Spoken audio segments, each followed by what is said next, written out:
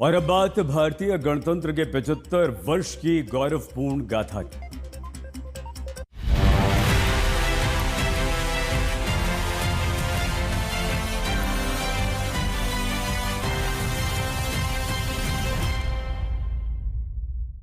छब्बीस जनवरी 75 साल के आज के इस अंक में आज हम बात करेंगे भारत के राष्ट्रीय ध्वज, हमारे प्यारे तिरंगे के बारे में। तिरंगा केवल एक ध्वज नहीं बल्कि हमारे देश की स्वतंत्रता, एकता, विविधता का प्रतीक है।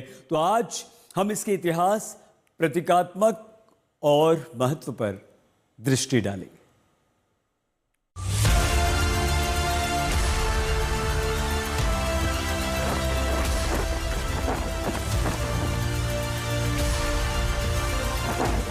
तिरंगा, एक शब्द, तीन रंग और असंख्य भावनाएं।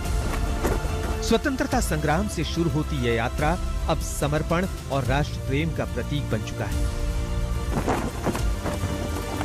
केसरिया, सफेद और हरा और बीच में नीले रंग का चक्र है। हर रंग का अपना अर्थ और अर्थ से जुड़ा है देशवासियों का विश्वास।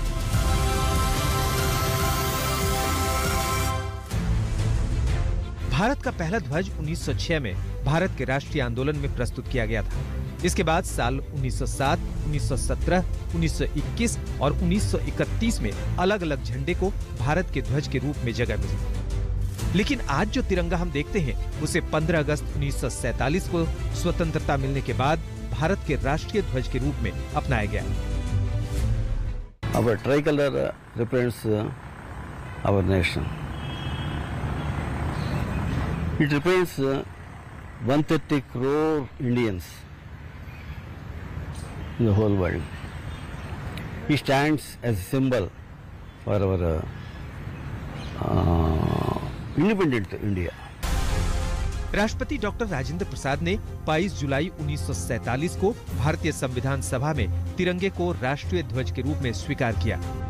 इस ध्वज को पिंगली वेंकैया ने डिजाइन किया था। तिरंगे के केसरिया रंग को समर्पण, साहस और बलिदान के प्रतीक के रूप में लिया गया है। सफेद रंग शांति, सत्य और अहिंसा का प्रतीक है, जबकि हरा रंग हमारे देश की समृद्धि और हरियाली को दर्शाता है। तिरंगे के मध्य में अशोक चक्र स्थित है, जिसे 24 धारियों के साथ दर्शाया गया है। ये चक्र समृद्धि, गति और निरंतरता का प्रतीक है। यह अशोक स्तंभ से लिया गया है, जो भारतीय इतिहास और संस्कृति में महत्वपूर्ण स्थान रखता है। तिरंगे के सम्मान को बनाए रखने के लिए नेशनल फ्लैग कोड बनाया गया। नेशनल फ्लैग कोड 2002 के अनुसार तिरंगे के उपयोग और प्रदर्शन के नियम निर्धारित किए गए थे।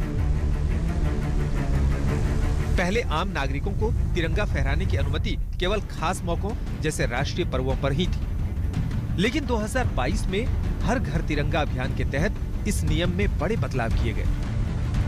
झंडा आयताकार होना चाहिए और इसकी लंबाई और चौड़ाई का अनुपात 3.2 होना चाहिए। भारत सरकार ने 2022 में तिरंगा फहराने के नियमों को आम जनता के लिए आसान किया।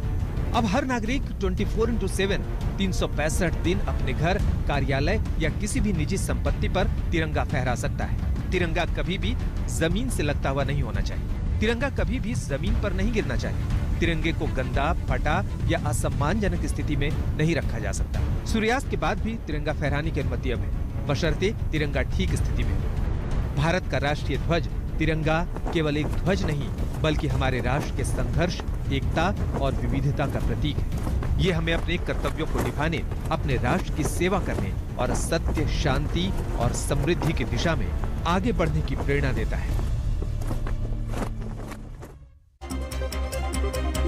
दशक में आज के लिए बस इतना ही। आप प्लीज अपना बहुत ख्याल रखिएगा। शुभ रात्रि।